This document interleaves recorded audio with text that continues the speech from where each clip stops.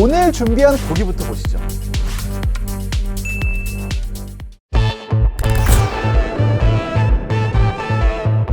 사육장에서 동물을 키우지 않고도 얻을 수 있는 고기가 있습니다. 식물이나 기타 재료로 고기를 흉내낸 대체육을 말하는 게 아닙니다. 동물의 세포를 직접 배양해 만든 진짜 고기, 배양육이 오늘의 주인공입니다. 세포를 키워 고기로 만든다? 지극히 첨단의 개념이라 대체 어떤 모습인지 어떻게 만들어지는지 궁금하죠? 국내에서 한우 세포를 이용해 배양육을 만들고 있는 업체를 찾아갔습니다.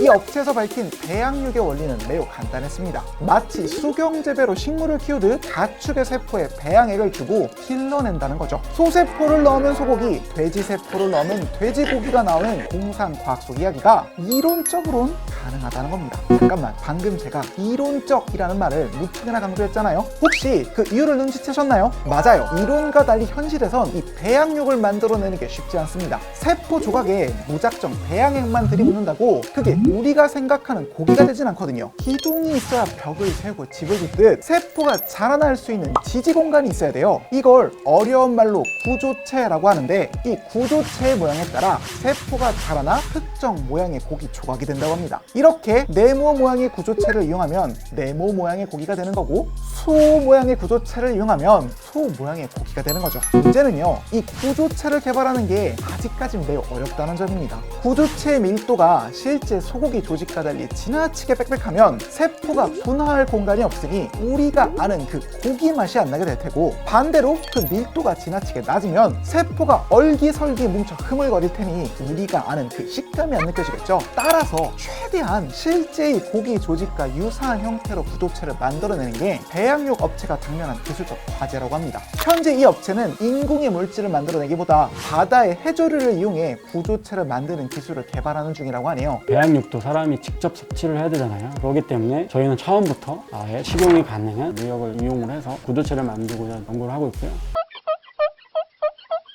이제는 본격적으로 배양육 식물을 관찰해 봅시다. 크기가 작고 얇다는 점 외에도 우리가 아는 고기와 조금은 다르게 생겼죠. 이 배양육엔 그냥 마블링, 그러니까 지방이 조금도 없어요. 소의 근육 줄기 세포만을 이용해 만들었기 때문에 순 살코기 형태를 띠고 있는 거죠. 아니, 그럼 배양육은 살코기만 만들 수 있냐? 아닙니다. 줄기세포들 같은 경우는 적당한 자극을 주면 근육세포가 됐던 지방세포가 됐던 이렇게 분화가 가능해요. 만약에 일반 소비자들이 내가 10%의 마블링이 나 입에 맞아 하면 분화를 10% 정도 개인 맞추면 고기도 만들 수 있는 먼 미래에는 그런 걸 목표로 하고 있습니다. 지방세포는 지방세포대로, 살코기는 살코기대로 배양해 3D 프린터로 뽑아내거나 처음부터 구조체를 사용해 특정 구역엔 지방세포를 배치하고 다른 구역엔 근육세포를 배치해 동시에 배양하는 것도 가능하다 하더라고요. 그리고 이 배양육에선 고기 특유의 피냄새도 느껴지지 않습니다. 사실 당연한 위치죠. 피를 쓰지 않고 배양액만으로 자란 세포니까 피냄새가 배길 이유가 없는 겁니다. 저희가 보고 있는 이 고기도 모양새를 위해 색소를 입힌 것이고 실제로는 하얀색에 가까운 살 형태라 하더라고요. 자, 이젠 이 고기를 요리해 맛볼 차례인데, 문제는 제 입이 막립이라 고기의 맛을 잘 모르고 제 손이 똥손이라 이렇게 얇은 고기를 요리할 자신이 없다는 거죠. 그래서 제가 고기라면 일가견이 있는 전문가분을 모셨습니다. 바로 유튜버 육식맨 씨입니다. 오늘 준비한 고기부터 보시죠. 육식맨님과 업체 크루분을 모시고 배양육 2점을 요리해봤는데요. 일단은 상당히 물컹물컹한 느낌? 약간 굉장히 부드럽고 말캉말캉한 느낌이 나요. 확실히 처음 보는 고기라 그런지 요리 전 고기의 질감과 모양에 큰 호기심을 보이시더라고요. 보시면 이게 수분이 80%나 된대요. 굉장히 지금 딱 봐도 물에 고여있는 듯한 느낌이 나거든요. 하나씩 올려놓고 딱 해서 오 마이 갓. 이게 드는 느낌이 고기는 전혀 아니에요. 약간 젤리? 약간 그런 느낌? 요리 방식은 배양육의 형태를 최대한 유지하기 위해 입자가 고운 타피오카 전분 가루를 묻힌 뒤 식용유에 튀기듯 조리했습니다. 거의 탕수육이네요, 이거. 원래 이렇게 고기를 구우면 육향 같은 게 올라와서 고기의 신선도나 이런 거를 이미 알 수 있거든요.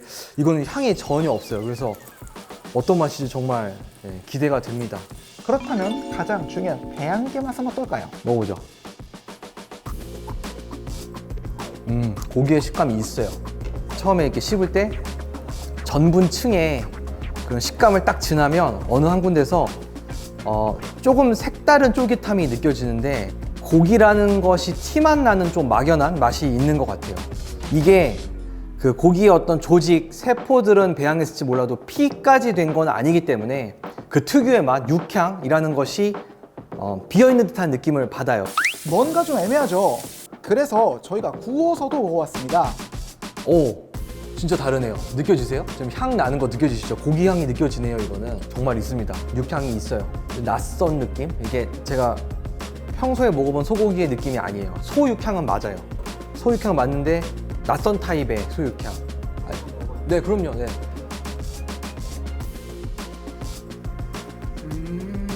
소야. 누군가가 이건 소 특수부위인데 네가 못 먹어본 특수부위 하고 내놓으면 반은 믿을 수 있어. 참고로 오늘 압구정에선 이 배양육으로 만든 고기 요리에 대한 비공개 시식회가 있었는데요. 이곳에서도 해당 배양육이 소고기의 맛과 식감을 어느 정도는 비슷하게 재현해냈다는 평가를 받았더라고요. 충분히 근육 조직으로 분화했다라고 하기도 아직은 부족한 수준입니다. 아, 이게 소로부터 비롯됐구나, 이게 소의 단백질 향이구나 하는 것들을 아실 수 있는 정도고요.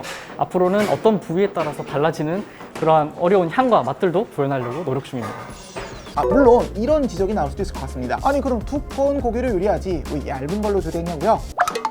이게요, 배양육을 기르는데 너무 오랜 시간이 걸립니다. 저희가 먹은 고기 조각도 만드는데 무려 2주나 걸렸대요. 세포 분열 속도를 빠르게 하는 기술은 지구상에 존재하지 않으니 현재로선 하나의 세포가 이만한 크기로 자라게 하는데 상당한 시간이 소요됩니다. 물론 다행히도 이러한 단점은 자본주의적 방식으로 해결이 가능하긴 합니다. 바로 대량 생산이죠. 거대한 배양 시설을 만든 뒤 시차를 두고 배양육을 키우게 되면 끊임없이 고기를 수확할 수 있습니다. 이렇게 대량 생산 시설을 갖추게 되면 신선한 배양육을 빠르게 공급할 수 있을 뿐 아니라 가격도 싸지진 않습니다. 무슨 말이냐고요? 자, 사실 이게 배양육 보급화의 가장 큰 난점인데요. 배양육을 기르는 데 필요한 배양액 자체가 비싸도 너무 비싸다고 합니다. 배양액에 반드시 들어가야 하는 FDS라는 물질의 경우 그 가격이 리터당 150만 원에 달한다고 합니다. 배양육 1kg을 만드는데 50에서 100만 원이 든다는 이야기죠. 아까 육식맨님과 제가 요리해 먹은 배양육이 한 점당 10,000원이 넘는 셈입니다. 아니 그럼 그 배양액이라는 것도 대량 생산을 하면 되는 거 아니냐고요? 안 돼요.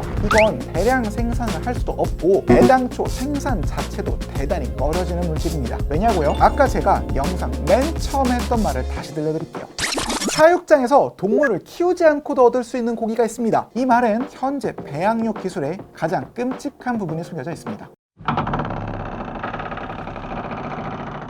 아까 일부러 언급을 안 했는데 고기를 얻기 위해선 동물을 키우는 것과 더불어 반드시 해야 되는 잔인한 과정이 하나 더 있습니다. 맞아요. 동물을 죽여야만 고기를 얻을 수 있어요. 아니 배양육은 세포를 배양액에 넣고 키우는 방식이니 동물을 죽일 필요가 없는 거 아니냐고요? 현재 배양육 기술을 다룬 논문 한 구절을 직접 읽어드릴게요. 배양육 생산을 위한 세포 배양 배지에는 말이나 소의 태아 혈청이 필요하며 이 혈청은 임신우를 도축하여 얻고 있어 배양육 생산이 증가할수록 가축 도축도 증가하는 구조이다. 아까 언급했던 배양액의 주 성분인 FBS는 소 태아 혈청의 약자입니다. 한마디로 이 FBS는 임신한 소에서 태아를 적출한 뒤 그 태아에서 뽑아낸 피란 이야기죠. 현재로선 배양육을 더 많이 생산하기 위해선 임신한 소와 그 태아 모두를 더 많이 도살해야만 합니다. 끔찍하죠. 그래서 배양육 업계에서는 이 문제의 FBS를 대체하기 위한 물질 개발에 힘쓰고 있습니다. 특히 오늘 시식회를 열었던 이 업체에선 스피루리나라는 미세 조류를 이용해 배양액 대체 물질을 연구하고 있다고 합니다.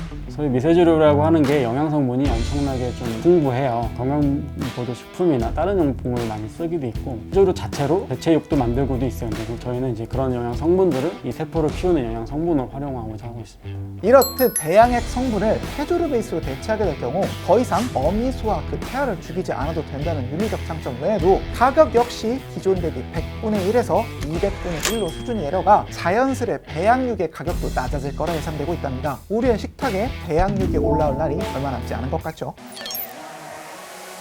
자, 이 업체에서 밝히고 있는 한우 기반 배양육의 국내 시판 시기는 내년 말 정도라고 합니다. 아마 2에서 3년만 지나면 소뿐만 아니라 각종 다양한 종류의 고기가 우리 곁에 배양육의 형태로 찾아올 것 같은데요. 물론 그 전에 배양육에 대한 안전성 검증을 완전히 끝마쳐야겠지만 조만간 기존의 축산시설 그리고 기존의 정육점과 전혀 다른 형태의 새로운 고기 공급 업체가 등장할 거라 생각하니 어쩐지 요즘 따라 SF 공상과학 영화 속 미래가 더 빨리 우리 곁을 찾아오는 것 같습니다. 글쎄요, 이런 게 특이점인 걸까요? 끝. 나중에 되면은 내 몸에 있는 세포를 뽑아내서 배양하면 나만의 인육을 만들 수도 있지 않을까. 끔찍하죠? 좀 누군가 할 것 같아요.